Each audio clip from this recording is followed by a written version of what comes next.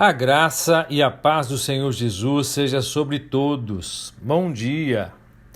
Amados, hoje entramos no 8º dia de exposição do livro de Jó e estarei expondo os capítulos de 23 a 26. No capítulo 23, Jó inicia sua resposta a Elifaz. Nesta resposta, Jó não toma conhecimento de seus amigos, talvez porque visse que era inútil, ou talvez porque tivesse gostado tanto do bom conselho que Elifaz lhe dera no final de seu discurso, que não responderia às reflexões impertinentes com que ele tinha começado. Mas aqui Jó apela a Deus, implora para ter sua causa ouvida, e não duvida de que será bem-sucedido, tendo testemunho da sua própria consciência a respeito da sua integridade. Nos versos 1 a 7, Jó abre seu coração. Ele não é um rebelde contra Deus. Não se queixa pelo simples prazer de se queixar. Esforçou-se, na verdade, por conter os seus gritos de protesto. Mas foi a miséria que lhes arrancou. A violência da minha praga mais se agrava do que o meu gemido. Literalmente, a minha mão pesa sobre o meu gemido. Isto é, eu procuro dominar-me, mas não consigo. Se ele se revolta, é contra o que parece ser uma arbitrariedade da ira divina. Assim, nos versos de 3 a 7, Jó exprime um grande desejo de encontrar o Deus da graça. Esse Deus procederia compreensivelmente para com ele e faria justiça à sua causa. Não o paralisaria do terror, exibindo seu terrível poder. O grito que se desprende desses versículos provém de um homem que busca ansiosamente a Deus, que tem a certeza de que, se encontrá-lo face a face, seria reconhecido como homem íntegro e receberia sua absolvição. Os versos de 8 a 12 do capítulo 23 exprimem a frustração do seu desejo de encontrar a Deus. Resultam infrutíferos os mais incansáveis esforços para promover o encontro pelo qual Jó anseia. E todavia Deus tem ao seu alcance os meios para conhecer a integridade do seu coração.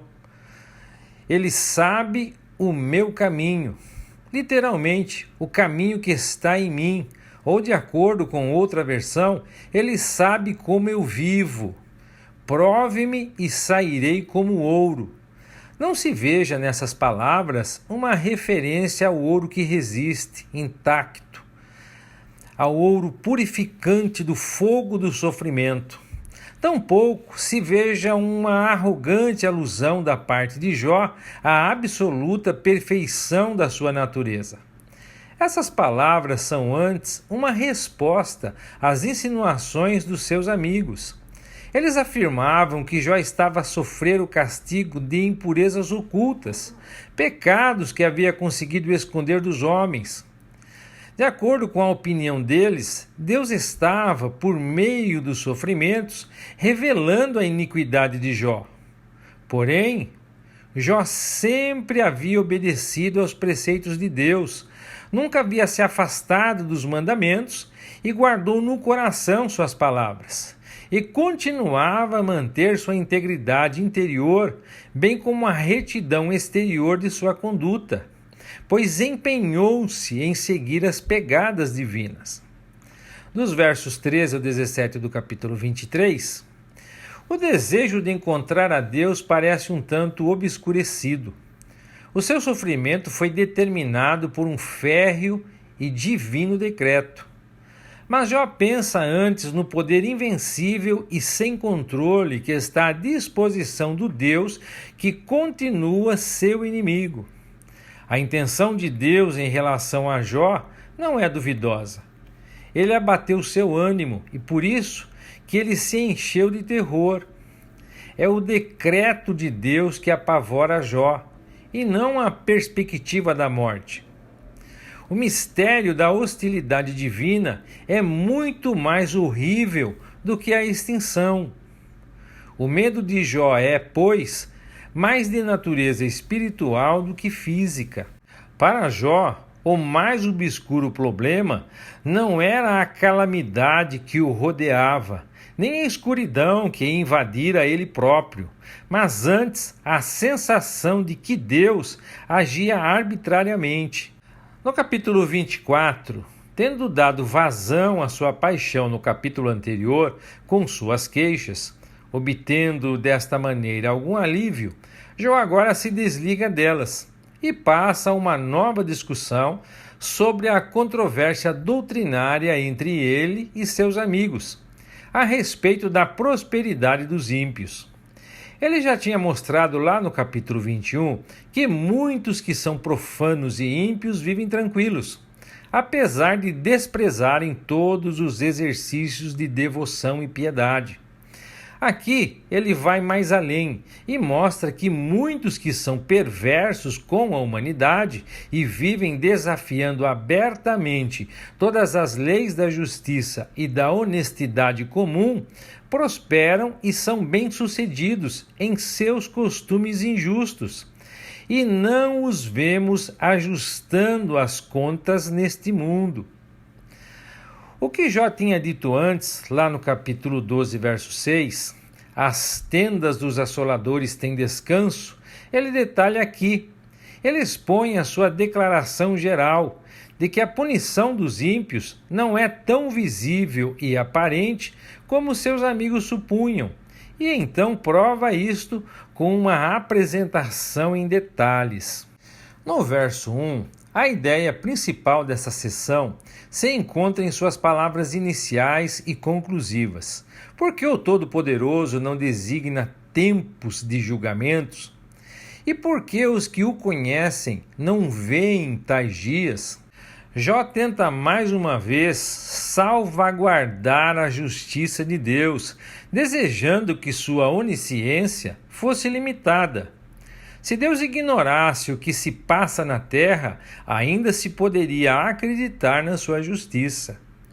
Nos versos 2 a 4 do capítulo 24, ele continua dizendo: mas como existe uma percepção de impunidade, os maus deslocam os marcos, roubam rebanhos e pastores, apoderam-se do jumento dos órfãos e tomam como penhor o boi da viúva. Os indigentes se afastam do caminho deles, e os pobres da terra se escondem. Os versos de 5 a 11 falam-nos de indigentes impelidos para o deserto pela opressão de uma raça mais forte. Partem em busca do pão de cada dia, na terra deserta encontram o que dá de comer a seus filhos. Trabalham duro nas colheitas dos maus, respingam nas vinhas dos ímpios, deitam-se nus por falta de roupa, e não têm sequer uma coberta contra o frio. Quando molhados pelas chuvas das montanhas e sem abrigo, comprimem-se contra os rochedos em busca de calor. Os órfãos são arrancados do seio materno e tomados como penhor, as crianças dos pobres, a fim de quitarem suas dívidas. Os versos 10 e 11 falam da opressão do trabalhador agrícola, cuja sorte é pior do que a de um escravo, que ao menos recebe de seu senhor o correspondente às necessidades elementares da existência. E temos uma imagem da desgraça daqueles que trabalham para receberem um salário miserável e conhecem a fome e a sede em meio à fartura. Dos versos 12 a 17 do capítulo 24, a cidade representa uma realidade sociocultural diferente. Não é o do poema em geral. Nela, a crueldade é pior do que no deserto, onde os espaços amplos oferecem refúgio, mesmo à noite. A prece dos moribundos e dos feridos, embora ouvida por Deus, não é atendida. Jó não nega a onipresença divina, mas afirma que Deus não dá atenção ao sofrimento dos homens. O escritor procura talvez separar a responsabilidade de Deus da desumanidade do homem para com o próprio homem. mas reconhece ao mesmo tempo que o problema do mal é insolúvel. Em sua compreensão, Deus não intervém na história como deveria, a fim de impedir ou reparar os crimes dos homens.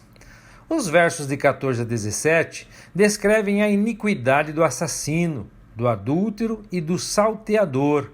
Mas perceba que a hora desses homens agirem é de madrugada ou quando não há luz.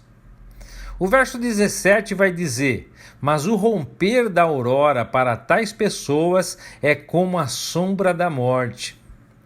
Esses versículos parecem aludir o contraste entre a atitude das pessoas respeitáveis e a dos criminosos noturnos. As primeiras receiam as trevas com os seus terrores desconhecidos.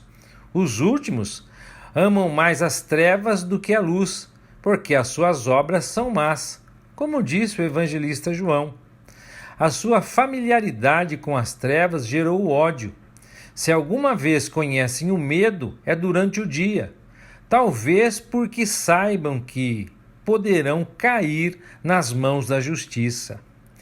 Os versos de 18 a 25 não parecem exprimir as convicções de Jó. Existem versões que inserem-se as palavras vós dizeis antes do verso 18, para sustentar que Jó estava citando as afirmações dos amigos para refutá-las posteriormente. Há também a hipótese segundo a qual os versos de 18 a 25 são provenientes do terceiro discurso de Zofar, atualmente perdido. De qualquer forma, a passagem ostenta, de forma inconfundível, a marca dos amigos de Jó. O ponto alto desses versículos é a morte rápida e fácil do ímpio e a subsequente maldição de sua herança. Como uma palha, o pecador é levado pela inundação e a sua propriedade é amaldiçoada. Por associação de ideias contrárias, a imagem das águas é substituída pela seca do verão, que num instante reduz as tormentas da primavera, o que fornece um símbolo apropriado da rapidez com a qual o Sheol absorve aqueles que pecaram. Desaparecido o ímpio, não resta dele nenhum vestígio, até sua mãe o esquece, e ninguém se lembra do seu nome. O verso 21 vai falar da impotência do mal. A ideia do homem mau que é esquecido por sua mãe leva o orador a oferecer uma ilustração dessa maldade com outras mulheres, a estéril e a viúva. A força lendária que tal homem possa ter o abandona subitamente e ninguém lhe dá ajuda, porque todos veem na sua desgraça um sinal da intervenção divina, porque os olhos de Deus vigiam sua conduta. Mais uma vez, a tática dos amigos se mostra evidente no sarcasmo do argumento contra Jó. A queda dos que se exaltam é comparável à da fruta ou da espiga de trigo. No capítulo 25, nós vemos que Bildade foge ao desafio de Jó. Ansioso, entretanto, para dizer alguma coisa, ele repete ideias expressas antes por Elifaz e aceitas por Jó. A repetição indica que o sábio esgotou seu recurso de sabedoria. O breve e frágil esforço de Bildade representa sua última tentativa. Nos versos de 2 a 6, como ele faz, Bildade não se dirige diretamente a seu interlocutor. Jó acaba de falar com ousadia da indiferença de Deus. Mas em vez de opor-lhe um argumento contrário, Bildade tenta elevar o nível da discussão, cantando um hino no estilo clássico de exaltação. É a soberania de Deus que produz o terror, não só na terra, mas também no céu. Ninguém pode contar suas legiões. Continuando o tema favorito de Elifaz e de Zofar, com os quais também Jó tinha manifestado seu total acordo, ele o repete com inovações significativas. Jó falara antes da impunidade daqueles que se revoltam contra a luz. Aparentemente, Bildade sentiu a força desse argumento, mas voltou contra o próprio Jó. Como poderia o homem mortal ter razão ou justificar-se diante de Deus? Jó se engaja num combate insensato com Deus. Desejaria ele empenhar-se numa guerra contra ele? De resto, poderia o homem obter uma justiça independentemente da vontade de Deus? A lua e as estrelas substituem aqui os servos e os mensageiros da divindade. O homem simples, mortal, o filho de Adão, só pode se comparar à larva e ao verme. Habilmente, Bildade cita ao mesmo tempo seus amigos e seu adversário. Do louvor à majestade divina, o pensamento se move facilmente para o motivo da glória e da santidade, para acentuar o tema da futilidade do homem. Agora é possível um segundo passo. Bildade desliza da finitude do homem para a ideia de sua impureza moral. Sugere, por implicação, que a mortalidade do homem é a causa de sua corrupção, como a onipotência de Deus é a base da perfeição divina. Ignora nessa passagem as categorias do bem e do mal, não compreende as agonias espirituais de Jó e não percebe o mistério de um Deus em cujo relacionamento com um homem não encobre o amor. No capítulo 26, Jó demonstra compreender perfeitamente as palavras de Bildade acerca do poder de Deus. A controvérsia que ele vem sustentando não se baseia numa compreensão da onipotência divina inferior à dos amigos. Explica-se antes pela honestidade com que ele encara certos enigmas da vida que eles não notam ou propositavelmente ignoram. Nos versos 1 a 4 do capítulo 26, Jó tomou a palavra e disse: Como sabes vir em ajuda daquele que está sem forças? Como sabes trazer socorro ao braço sem vigor? Como entendes de dar conselho àquele que não tem sabedoria? E como entendes de ensinar a sagacidade ao ignorante? A quem, pois, diriges essas palavras? E sob a inspiração de quem falas? Percebe-se que esses versículos são provavelmente exclamações sarcásticas de Jó para insinuar o pouco que Bildade o ajudou. Parafraseando o que Jó disse: que grande ajuda você me deu, meu amigo. Grande estímulo esse de me dizer que pareço mais um verme.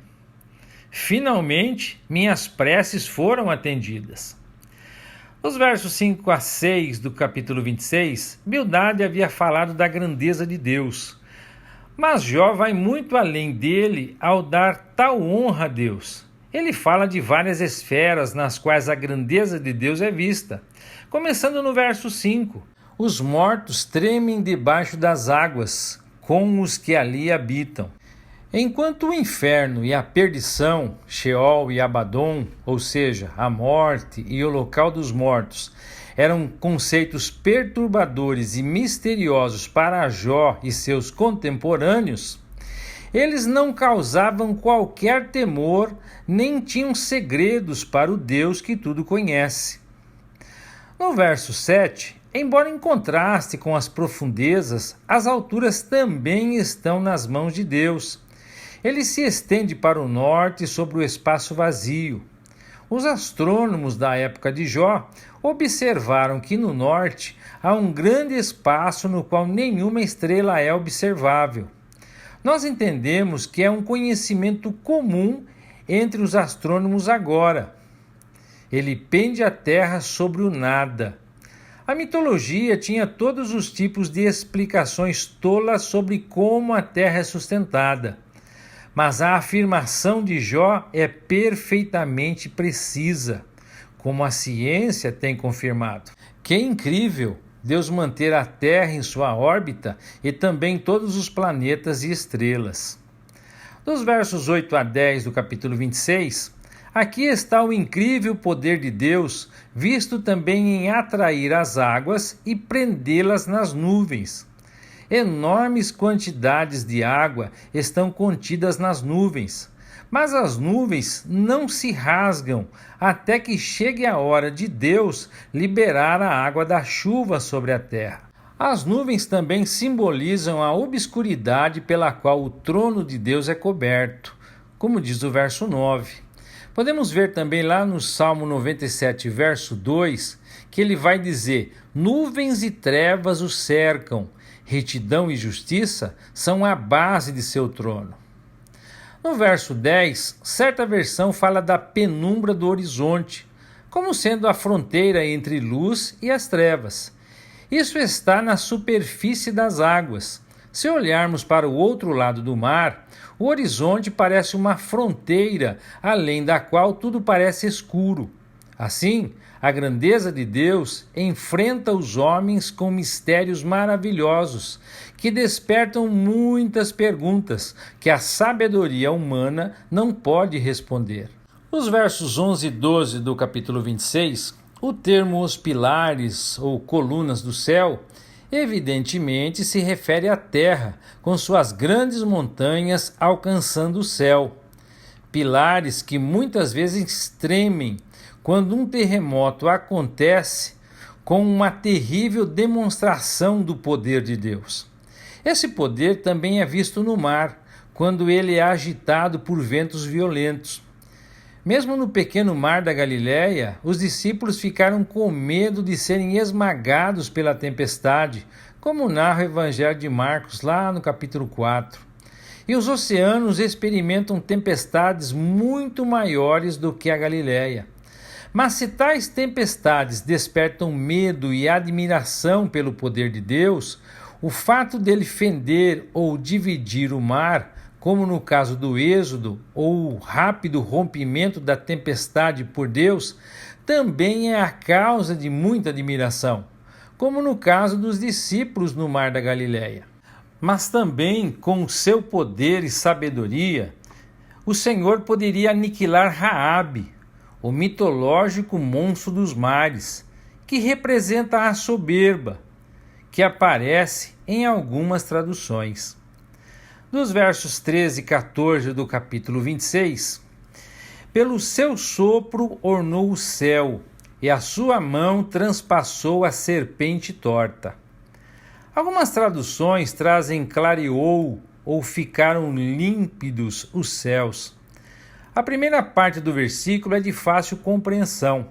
Agora a parte final, a sua mão transpassou a serpente torta, veloz ou até mesmo fugitiva, normalmente se interpreta como sendo uma constelação em forma de serpente. Outros sugerem que essa serpente seja Satanás. Mas a interpretação que mais me convenceu foi a de um outro comentário que disse o seguinte, que se nós considerarmos o estado da religião no mundo quando o livro de Jó foi escrito, isso ajudará a esclarecer esse assunto. A noção mais antiga em oposição à supremacia do Criador é a de dois princípios independentes, o bem e o mal. E o único tipo de idolatria mencionada no livro de Jó, e a mais antiga, é a adoração do sol, da lua e das hostes celestiais.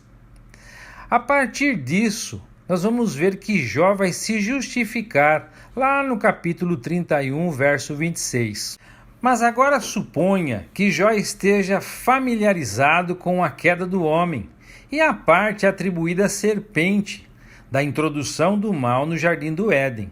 E veja quão apropriadamente as partes são coerentes. Em oposição à prática idólatra de seu tempo, ele afirma que Deus é o Criador de tudo, inclusive de todas as hostes do céu. Por seu espírito, ele adornou os céus. Em oposição à falsa noção de dois princípios independentes, bem e mal. Jó afirma que Deus é o Criador daquele que foi representante do mal. Sua mão formou a serpente torta. Então você vê como apropriadamente a guarnição dos céus e a formação da serpente estão unidos. Uma evidência disso que eu acabei de falar é a tradução da Septuaginta, que nós temos na maioria das Bíblias católicas, que vai traduzir a última parte do verso que se relaciona com a serpente desta maneira: por um decreto ele destruiu o dragão apóstata, ou ainda em outra tradução, transpassou a serpente fugitiva. Esses tradutores aplicam o lugar à punição infligida à serpente, e dá no mesmo, pois a punição da serpente é uma evidência tão clara do poder de Deus sobre o autor do mal, quanto a própria criação dele. Não precisamos nos maravilhar ao ver tanta preocupação nesse livro de Jó em manter a supremacia de Deus e protegê-la contra toda noção falsa, pois esse era o tema, o negócio do autor.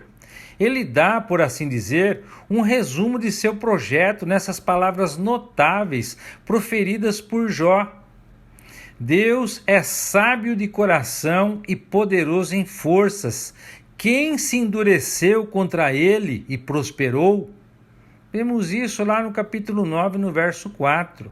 A menção da serpente desta maneira no livro de Jó é para ser mais considerada, porque é uma prova evidente de que o relato de Moisés é o antigo relato da queda, e não uma história vestida por ele mesmo para servir a quaisquer fins ou propósitos específicos. O verso 14 termina o capítulo de uma forma altamente impressiva. Certo tradutor dá-nos a seguinte versão: e tudo isto é apenas a orla da sua força, o mais ligeiro murmúrio que acerca dele nos é dado a escutar. Quem então, pois, entenderá o completo trovão do seu poder? A ideia é que, por mais detalhadamente que se descrevessem as mais exatas impressões do poder de Deus, haveria sempre e infinitamente mais a dizer. Nos textos que nós lemos hoje, Jó declara sua confiança em sua integridade, bem como na justiça de Deus. É sempre provável que tenhamos pecados escondidos em nossa vida, pecados que nem mesmo conhecemos, porque os padrões de Deus são tão elevados e o nosso desempenho tão pífio, mísero e imperfeito. Entretanto, se somos crentes verdadeiros, todos os nossos pecados são perdoados pelo que Cristo fez na cruz por nós. Seu perdão e purificação são suficientes. Eles prevalecem sobre as nossas dúvidas. O Espírito Santo em nós é a prova de que somos perdoados aos olhos de Deus, embora possamos parecer culpados. Se nós, assim como Jó, estivermos verdadeiramente buscando a Deus, podemos enfrentar as acusações das outras pessoas, bem como todas as dúvidas que nos importunam. Pois, como diz Paulo em Romanos, nenhuma condenação há para os que estão em Cristo Jesus. É assim, amados, nós concluímos a exposição de hoje. Que o Eterno os abençoe e até amanhã, se Deus quiser.